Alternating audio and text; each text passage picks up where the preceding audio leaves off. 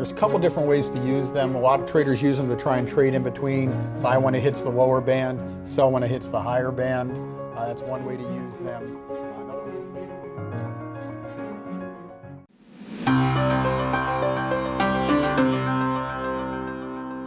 Nick, he was hiding in the background the whole time. Nick, how are you? I was eavesdropping. You're eavesdropper. So, Nick, what about this Apple report? We got to go into details with you. Tell us about the open interest. Tell us where you think Apple is going to go today. I'm not talking about Apple. No, just kidding. Well, you know what? Apple, I think I have a few thoughts about it that make sense before we do any open interest. I think in spirit, they delivered numbers. Obviously, they sold a zillion iPhones. That's incredible. So they showed me three things. They can sell as many iPhones as they can make and as fast as they can make them. And they showed a good promise of new revenue streams, mainly the pay system. It seems like to be well received by all the people that tried it. And given they have so many users, it has a chance. I don't know what or how, but it's a good promise for the future. And also it showed that they have strong buyers with convictions, and I'm talking about Tim Cook himself. I forget the number, but it was an impressive number as far as buying their own stocks back whenever they got hammered, I think. So those three things tells me I can't short the stock. And I can choose to go long it cautiously, and the way I would do it is via credit put spreads.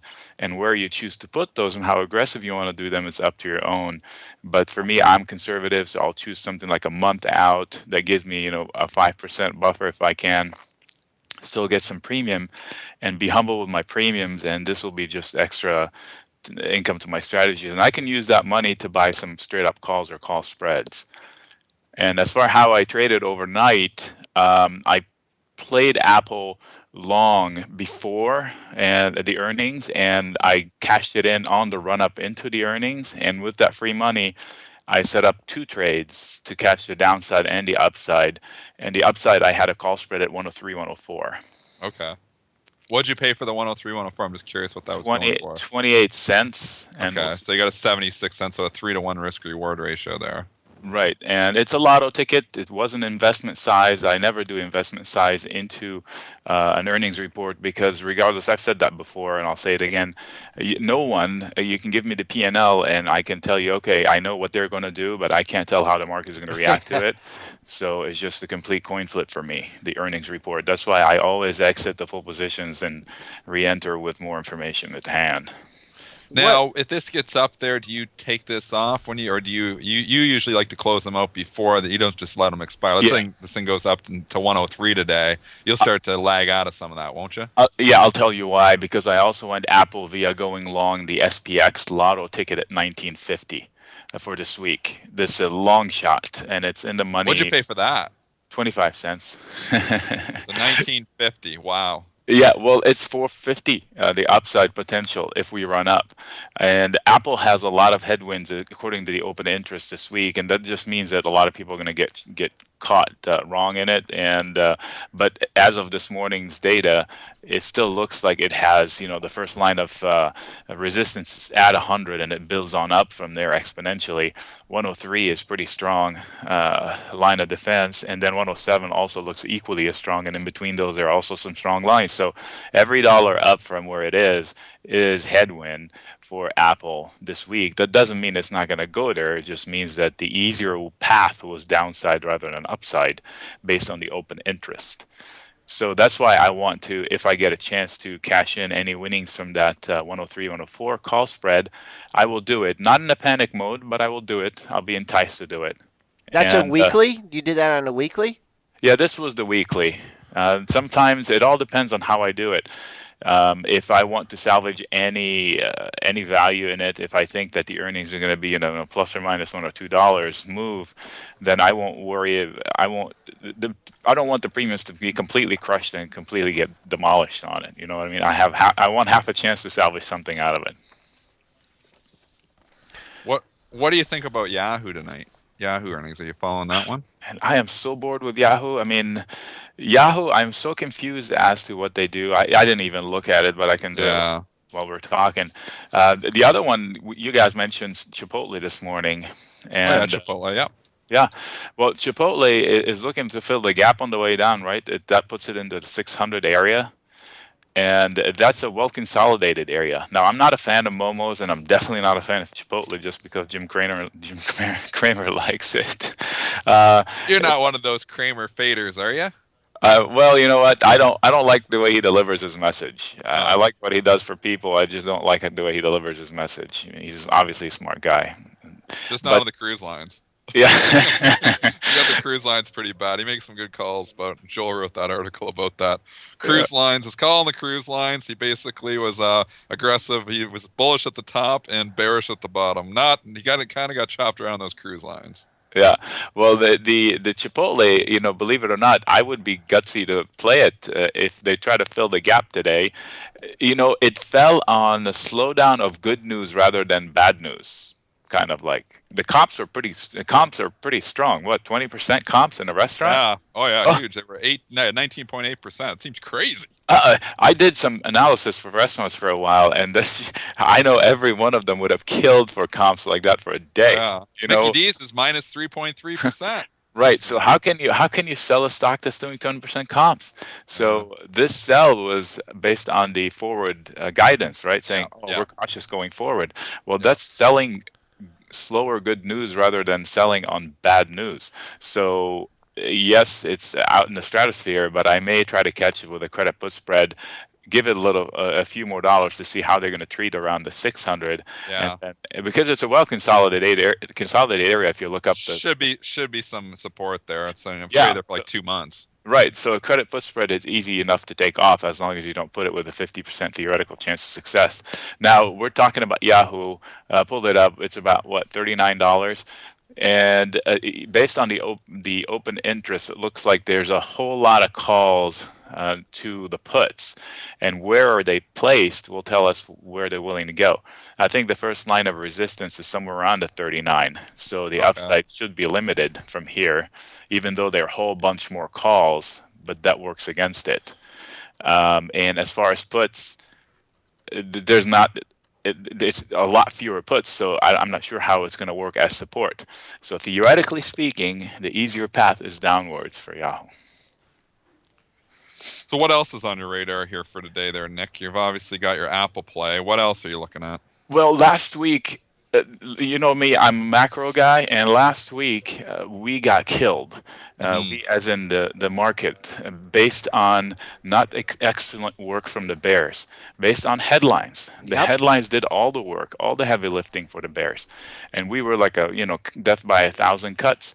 And then finally, we got a few days breaks worth of headlines, and we started to say, "Wait a minute, it's not that bad, and it's not bad." So yeah, last week the small caps were the straight up tell for me, and I couldn't find a soapbox high enough for me to stand up and said, "Listen to the small caps, listen to the mid caps. They were up 1% when the market was down. This is a basket of 2,000 stocks. They're telling you something. It's not as bad as you think." Yet they chose to sell it like you wouldn't believe. And then, finally they said, okay, well, the small caps brought us down here, and now they're trying to base, and maybe they're the first ones to turn around. Indeed, they did lay the room. This week, the small caps are a little challenged based on the open interest. So the other guys need to step up. Other indices need to step up and pick up the pace, and it looks like they have been. So this week, I'm a little more optimistic that the psyche has been repaired. So now we can go back to trading some fundamentals. And based on that, some credit put spreads will work in indices or in the stocks that already have reported. I do nothing with the stocks that have not reported. I always say don't take full positions into earnings, especially credit spreads. Netflix was a perfect example. It's never far enough from trouble. You were talking about 100-point move in that. Did you happen to have anything on, or was that because I remember you were saying a 100-point move's coming and you don't think it's 100 higher? Were you able to do anything with the lottos on that one? That was a tough call. I did not. The premiums were so crazy that I was like, you know what? Yeah, I I know. just want to just watch it. What about now? What about now with Netflix? Are you a nibbler It's here? not out of the woods. There's so many question marks. Unlike Chipotle. Chipotle, they're a restaurant. They know what they're doing. Okay, comps are not going to be 1,000,000% every month. I can deal with that. With Netflix, you've got off-balance sheet deals that everybody talks about, and people hate it. The investors, there's so many haters out there. Chipotle, I don't feel the same hate. I don't feel like I'm fighting so many infections as for Netflix. They have so many reasons, like Amazon, they have so many reasons to want to sell it down for years. So I'd rather try to catch Chipotle than Netflix. Speaking of Amazon, they're going to report here Thursday night, and they got absolutely murdered. Their last earnings report knocked $50 off the price of the stock. What do you think about Amazon going into this Thursday night's report? That would be a fun one to look at. I usually wait for the day of, so now it's in around $306 or so. It doesn't have enough open interest data to tell me one way or another with conviction. So I usually, when I don't get that information, I usually turn to some fundamentals and mostly technicals. And given the fact that technically it could be basing somewhere around 285, that's the last time they got sold off to, but it's not enough for me to catch it with a full investment. So I may take a flyer on them, some upside, just as in chances are they're going to love it one day. But I'm seeing a lot of Amazon Fresh deliveries in my neighborhood, and it seems like the more business they do, the more bottom line they lose. So it might be that the sales indicator could be an inverse indicator of how they're going to treat the stock price. So, almost like buying the line might be the best thing to do because it's going to move big one way or another, right? So, I haven't decided how I'm going to play it, but you're going to have to flip a coin, and your guess will be just as good as mine. I just priced the weekly straddle just for fun there, and as of yesterday, obviously the options aren't open here yet this morning, it was trading for $24 at 310. So they were looking at the calls at $10 and the puts at $14. So $24 is where they're pricing in the move. Does that seem about right for you, Nick? Do you think it's going to have? That's spot on the money because that's what they're expecting, right? The Yeah. is the $25 move one Yeah. way or another. So you're going to break even based on the theory there. But there are ways to tilt it in your favor. How do you do that? Well, I want to tilt this in my favor right now. Now I'm excited.